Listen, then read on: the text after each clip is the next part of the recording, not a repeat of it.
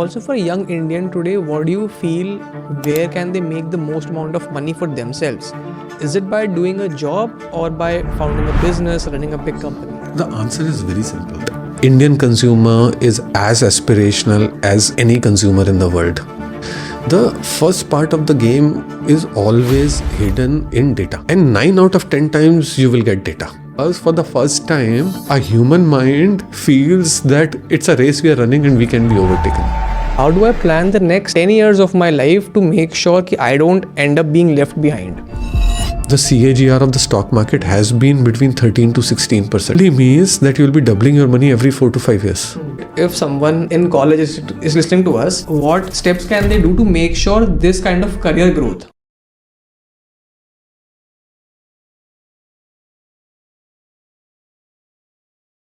Welcome back. In today's episode, I'm talking to Sachin Kapoor, the co-founder at Rumsey.ai. Sachin has worked at Yahoo, Samsung, LinkedIn, तो उन्हें अच्छे से पता है India में क्या वर्क करता है, इंडियन कस्टमर को क्या पसंद है. So this podcast is a masterclass if as a 20-25-year-old you want to build a startup, if you want to raise funds for your startup. अगर आपको as a 20-year-old wealth create करनी है, this podcast has everything for you which can help you achieve that. इस podcast को पूरा देखना, notes banana and make sure rewatch करना, because that will help you apply those learnings in your real life. Before we start, just one more thing. Even today, 94% of you watching my videos are not subscribed.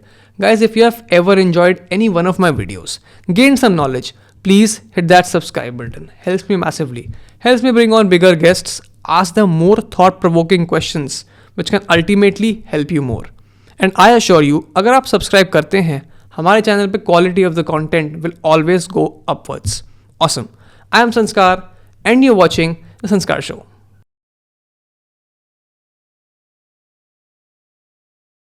Say I'm a 25-year-old today, how do I plan the next 10 years of my life to make sure that I don't end up being left behind?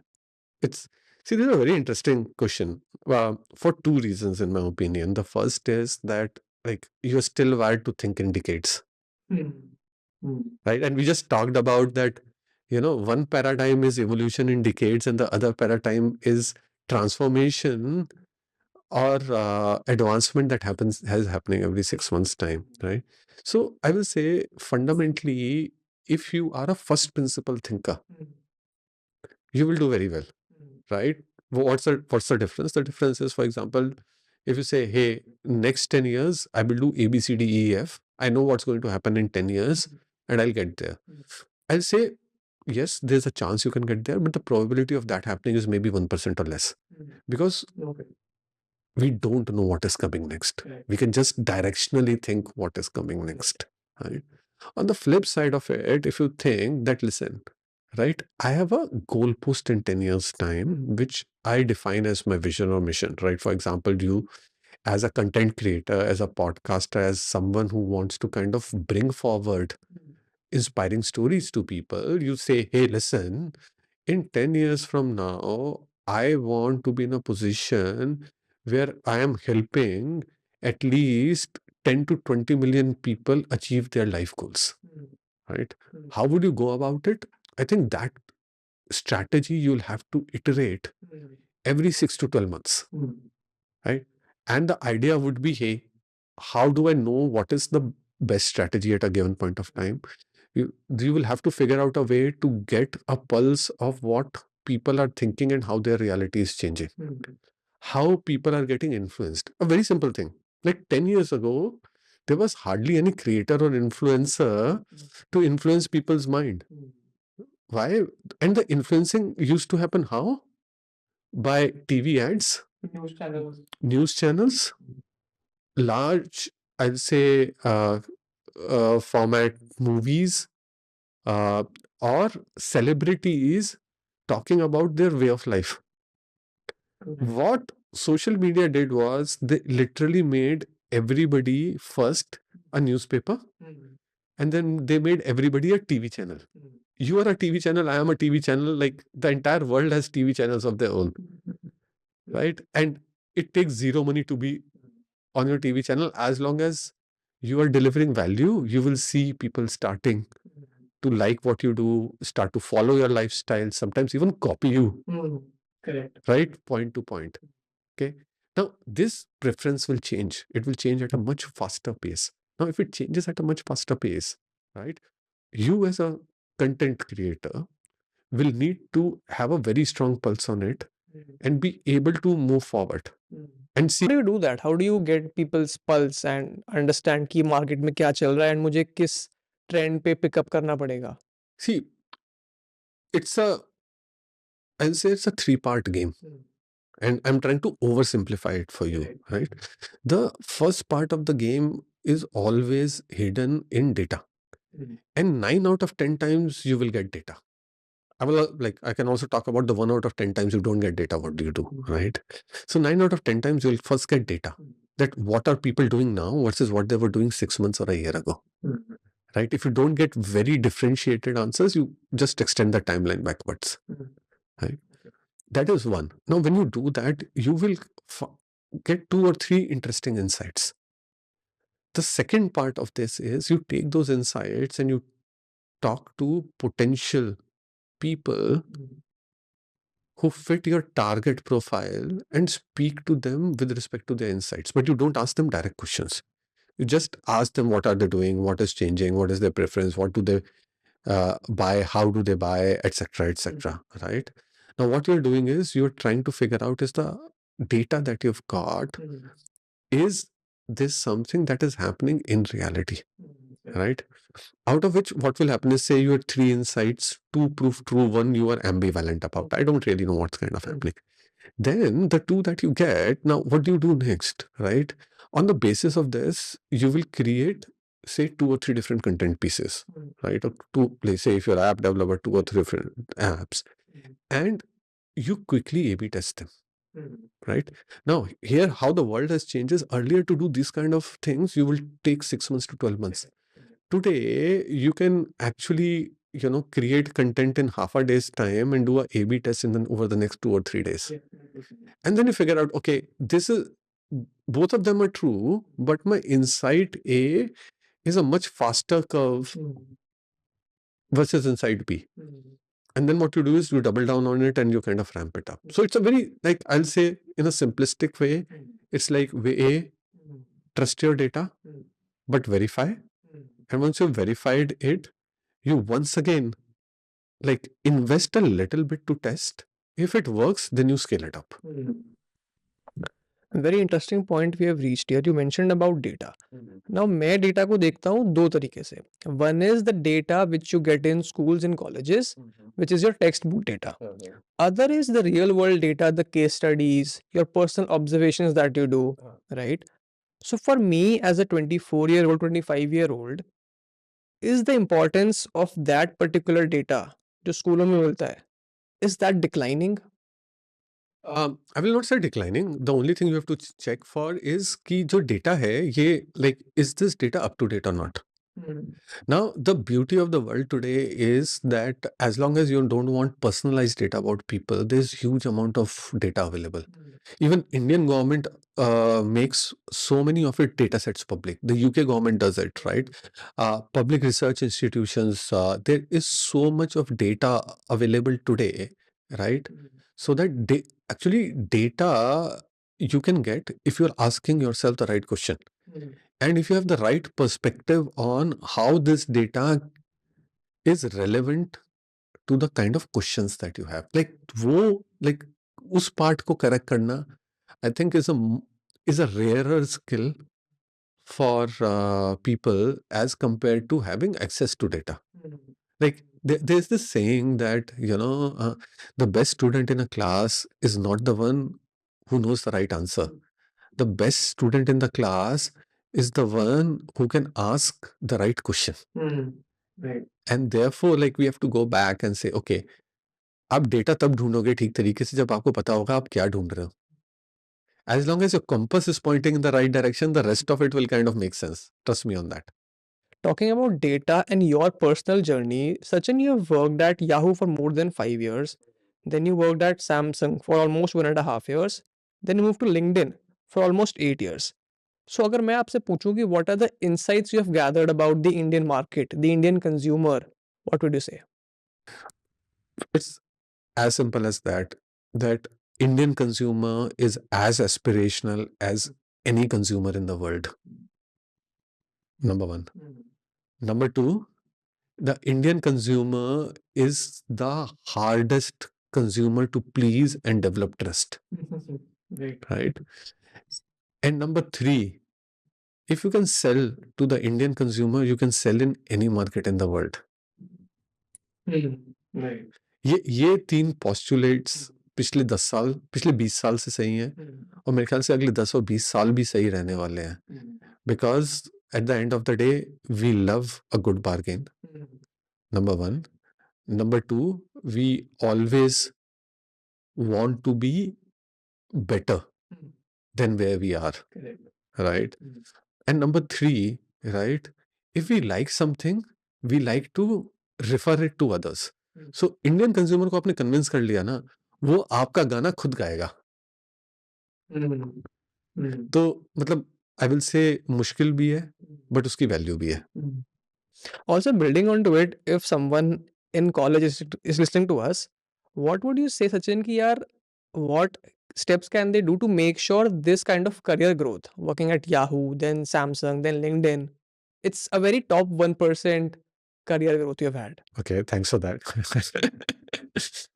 So देखो career growth, I started at Airtel right out of college. Then I worked at Satyam Computers, what is now Tech Mahindra, and then I moved to. So see career growth, and honestly मैं सच बात बताऊं तो जब मैं engineering या MBA कर रहा था, तो it was not like I had drawn that Venn diagram which said what am I good at, what I like doing, what people will buy और उसका sweet spot क्या है. मतलब वो कुछ idea नहीं था, right? All I wanted was a good paying job to get a career break. It मतलब वहां से like, and unfortunately there was not enough resources available. 1995 में तो मतलब इंटरनेट भी बड़ी मुश्किल से मिलता था, right? So उस तरीके का exposure नहीं था to understand that if you do this exercise early stage when you are a student, you will be able to much better in terms of direction. अभी हमने बात की थी to ask the right question. I think if you ask most people in colleges and universities, right, asking the right question is the toughest part, number one, which is linked to this. Like, do this exercise for yourself. What I'm good at, what I like doing, what people will pay for. Right आपको पता लग जाएगा आपके लिए कौन से jobs available हैं. एक ना दूसरी ट्रिक बताता हूँ. जब ये काम कर लो ना, you go to LinkedIn and you try and figure out कि कौन सी नई स्किल्स ऐड हुई हैं इन द लास्ट 12 मंथ्स और कौन सी skills actually out of circulation गई हैं. जो नई स्किल्स अभी ऐड हो रही है ना, उनका 3 से 5 साल में प्राइम आएगा. So if you are in college first year second year right undergrad, you know, and if you are in postgrad, आप फिर तो यू नो कि बस कौन सी स्किल 3 साल पहले की थी and is the most popular in demand skill. You know आपको कहाँ पे हिट मारना है, provided you got your direction right. The other thing that comes is when I joined my first job, right, though my dad used to do a job, but it was a PSU job. My grandfather and the rest of my family are all into business, right? Trading, retail, right? So I really did not have somebody who's worked in the exactly corporate to like guide me. So for the first few months, I was like, यहाँ पे behave कैसे करना है, लोगों से बात कैसे करनी है, right? What is appropriate, what is not appropriate. And I was also shy to ask people कि यार सही तरीका क्या है. But then I like decoded a code for myself, which I employed for more than 2 decades of my professional career while I was working. That code was simple. The first thing was like I used to observe people, how they're doing, how they're behaving in meetings, how they're starting meetings, how they're ending meetings, how do you socialize before and after meeting, right? That helped me figure out ki, what are the different things people employ. Out of these things, which are the ones I can do, like, if not naturally, I can train myself to do it, right? The second thing I learned actually after a few years was that I was like, how do you grow inside a company? Like, I mean, my second job, I was working in a company which has more than 40,000 employees. Okay. Like, how do I get, like, really, really interesting roles. Like I started off as a consultant, but what I really wanted to do was to kind of go and do sales in different countries of the world and like hear people out. अब मैं वो transition कैसे मारूं, right? Why would somebody even kind of? So I said, okay, when you work in a company, you actually join a department or a team within a department. And in a large company, like you can get lost. Right? So, but how do you know how the company is being driven forward? Like, उसका एक छोटा सा hack होता है. I decided to reach out to people in other departments via email and said, hey, why don't we catch up at the lunch hour for lunch? And I used to just ask them कि यार आप क्या करते हो? उससे company पे क्या फर्क पड़ता है? And I used to do this like in advance planning every week.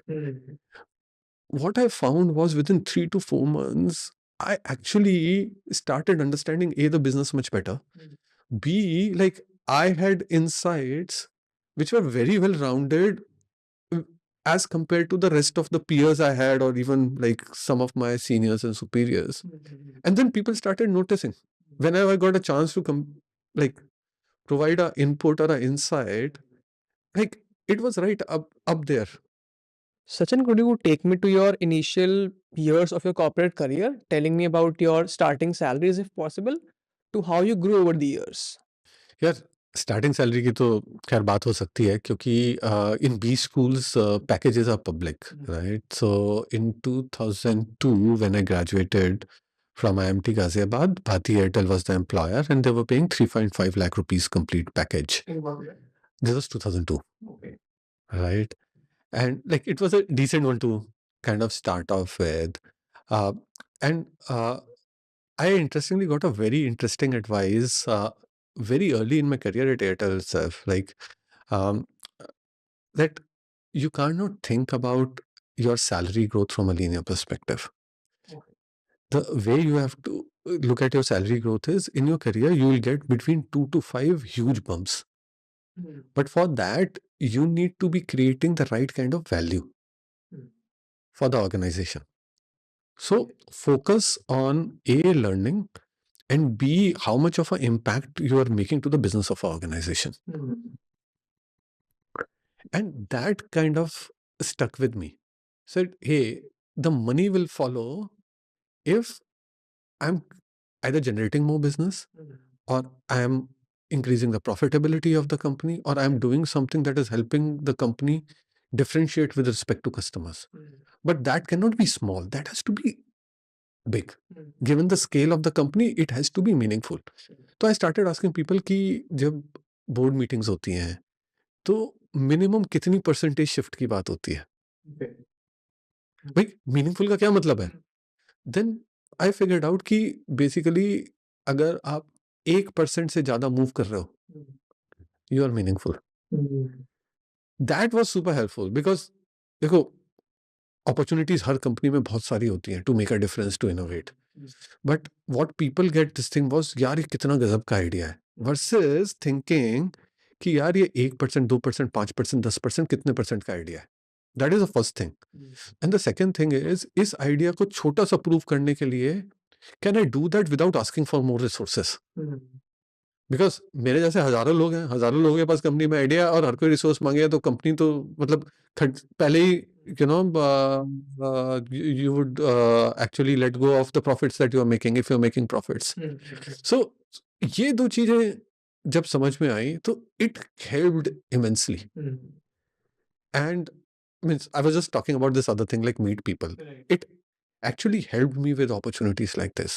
Like for example, I started with Airtel as a management trainee in the IT team, right? My first job was to know कि कौन सा server कहाँ पे रखा हुआ है India wide. It's not a great job, right? आप MBA बन के जाते हो आपको लगता है.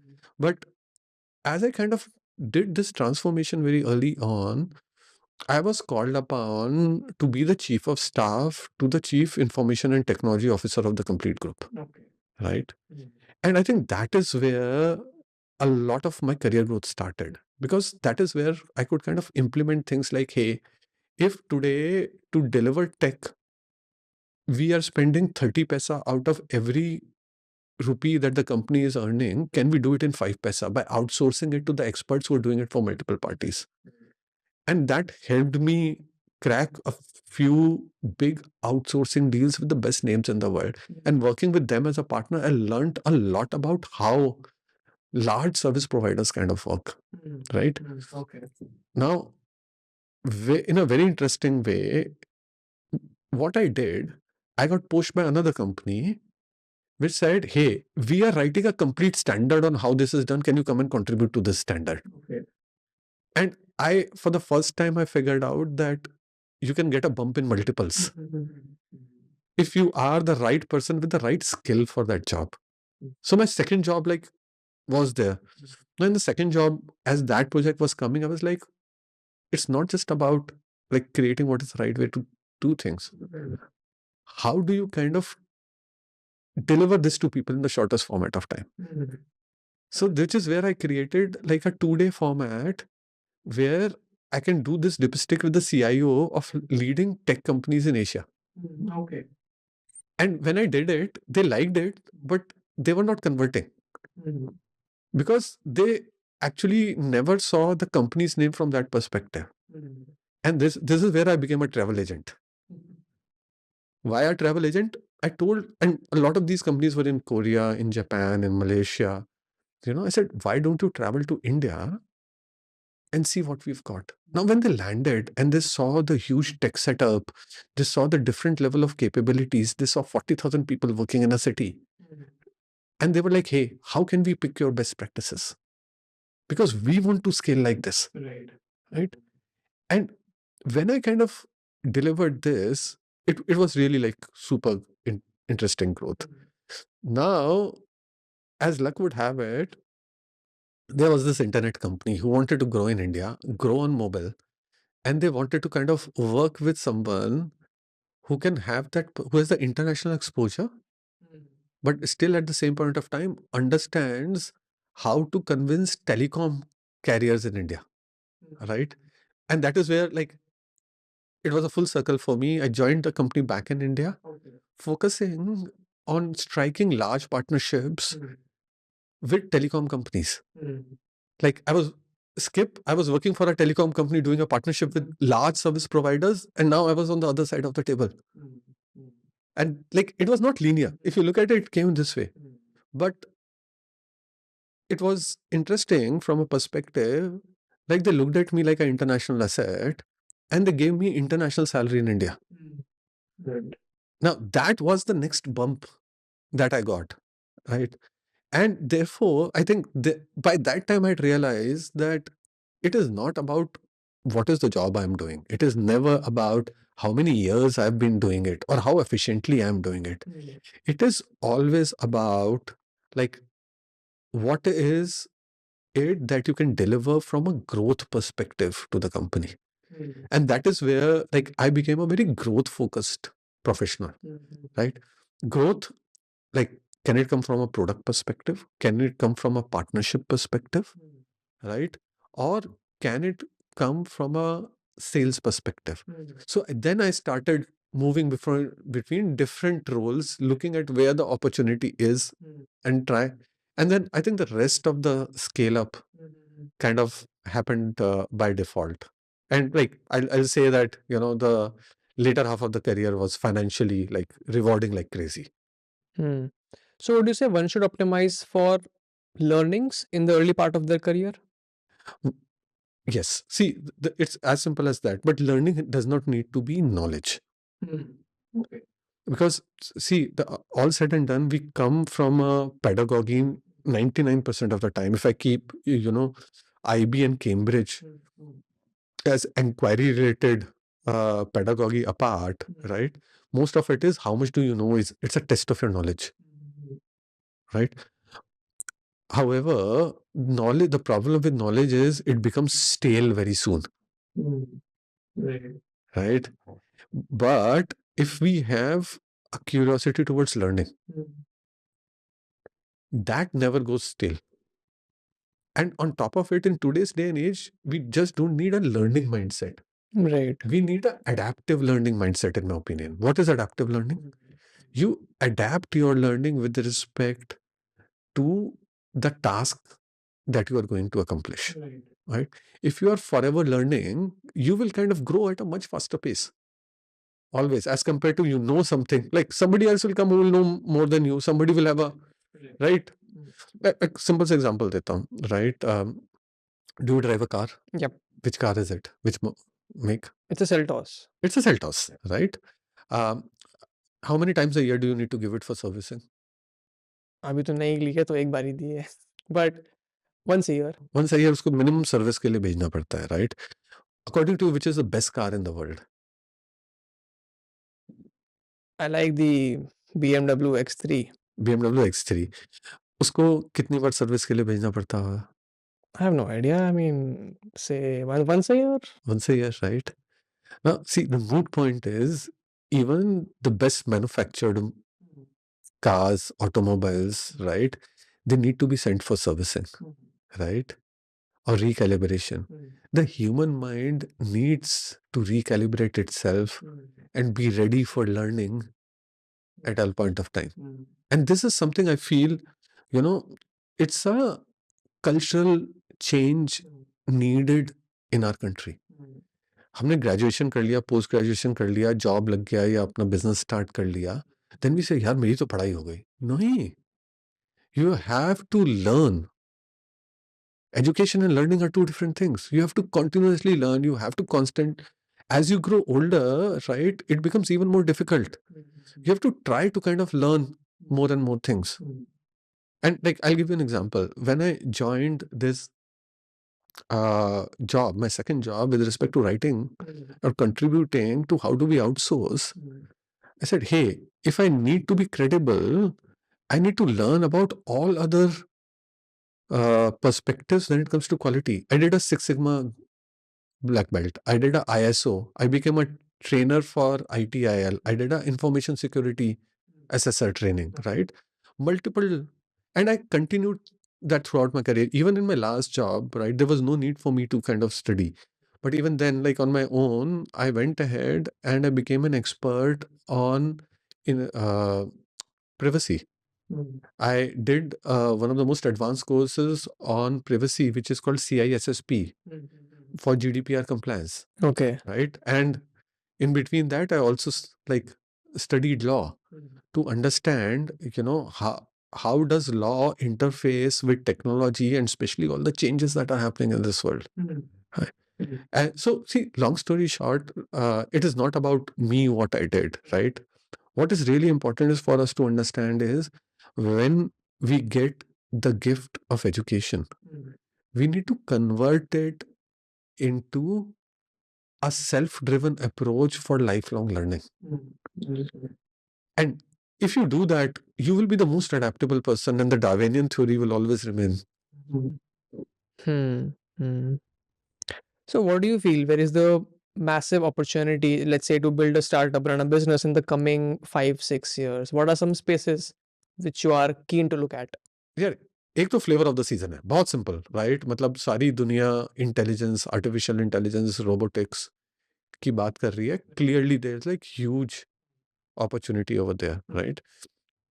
Second, I really do feel that there would be a lot of opportunity in the consumer part, especially in India, because like I'll say India is a brand starved nation. Yes. Right. And also like we need to still bring a lot of people to a respectable standard of life. I'm not talking about poverty, like that's a whole different ballgame, to a respectable standard of life. So there's a huge opportunity on the consumer side of things. The third side where I feel it is going to just kind of go bazingas is around setting up infrastructure. Right? And infrastructure, it can be roads, it can be highways, it can be rails, it can be stadiums, but it can also be like infrastructure like building data centers. Interesting. Right? As a country, we are going to need more and more energy. Right. We are going to demand more and more better quality of living, which means infrastructure. Right? As a country, we are going to consume more and we are going to have more and more specific preferences. Right? So there's a lot of brand fragmentation that will happen, but each of the segments will be large enough to take care of profitably. Right? Of course. like being at the cutting edge of tech, right? AI, semiconductors. And then the last one, all said and done, we are a hugely populous nation and we don't have work for everyone. If you look at labor statistics, only 50% of India is permanently employed, and the definition of that is when you have work for 183 days in a year, right? Which is also by itself. The key part over here comes down to is people have too much time. What would they do in their ideal time? Either you can get them to do something or you can get them to consume content. So what you are doing, That's very powerful. right? Helping people spend time by itself is going to be a huge, huge industry. And like if AI leads to more efficiency, like that supply is just going to increase like crazy. And therefore, like that by itself, like so it's like one way is going towards efficiency and creation. And the second is whatever is the byproduct. Because whatever we do, right, there's always a byproduct. There's always a cost to everything. If you create a business out of that byproduct, that itself is going to be really big. Right. Interesting. So, do you feel India has what it takes to become a global superpower? Oh my God. um, there's a politically correct answer and there's an honest answer. Give me the honest one. I will give you both. The politically correct answer is yes, we do have it, right? The real question is by when? Do we want it to happen in the next 10 years or we want to wait another 50, 60 years for that to happen, right? So, like, is it going to happen in the next 10 years? It looks unlikely. The reason behind it is that we, if I actually put up everything on a scale of 5, one is most futuristic, second is cutting edge, third is ready for mass adoption, fourth is that it has just become hygiene. It is available everywhere, right? Like bottled water. And the fifth is it is dying. India does most of its work or what we call innovation in level 3 even today, right? We really don't do level 2 or level 1 related stuff. Like, for example, there are so many big questions for the future, right? We just do not have either enough resources or enough money or enough ecosystem to do that kind of work. Like, for example, can we increase the lifespan of humans from 100 years to 250 years? Right? Have you heard about any significant achievement over there? Right?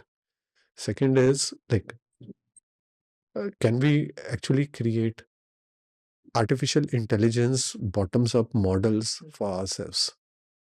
Because that is going to be a defense paradigm. Superpower is as much about being able to defend your own borders without having to rely on third parties. Right?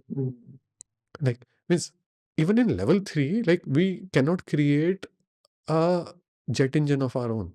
We can create engines for rockets that can carry satellites, but that's a very different nuance, right? And we are dependent on multiple parties. We need to kind of. So, see, coming back, what I'll say is that we haven't got the right tech to solve the most existential or future questions at ease. And the limitation over here, right, is not exactly money at this stage. Money is later. The first question by itself is, are our universities churning the people with the right level of research so that they have the background knowledge? And B, are they staying in India? Yeah, so the people who move out of India, they actually go over there more often than not, study and then join research. And the second is the research lucrative enough for them to just focus on this, Makes sense. right? Like, be a tenured professor and kind of earn what you learn at Caltech is not a possibility. So the best minds are not going over there. And the best minds are not even teaching you. right? So like that is a big gaping hole. How do you become a superpower, right? You become and we can count throughout history countries that were superpower. You become superpowers because number one, you have the might of the muscle, right? And you have the sharpness of the brain, right? And number three, you're ready to give, Right. right?